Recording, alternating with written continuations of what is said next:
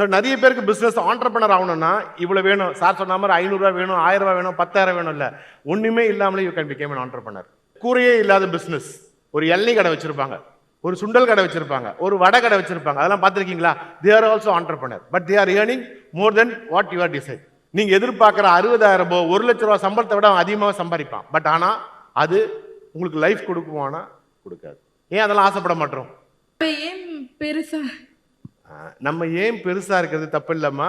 கொஞ்சம் கொஞ்சமா தான். சிறு துளி பெருவெல்லம். எடுத்த உடனே யாருமே பில்லியனர் ஆயிட முடியாது. நான் ஆரம்பிச்ச காலம் 20,000 தான். இன்னைக்கு இத்தனை கோடி வர்றதுக்கு கொஞ்சம் கொஞ்சமா தான் வரும். எடுத்த உடனே சார் சொன்ன மாதிரி வாடகை வீட்டிலே 15 வருஷம் இருந்தேன். சொந்த வீடு கட்டுறதுக்கே 20 வருஷம் ஆயிடுச்சு.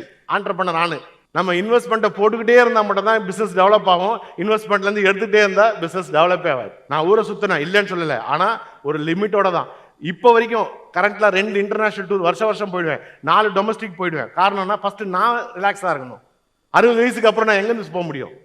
32 வயசுல மணாலி போனேன். இப்போ நான் மணாலி போக முடியுமா? என் வயிற்றுக்கு போக கூட முடியல. அதனால எந்தெந்த டைம்ல எது நடக்கணுமோ அதெல்லாம் நடத்திட்டே இருக்கணும்.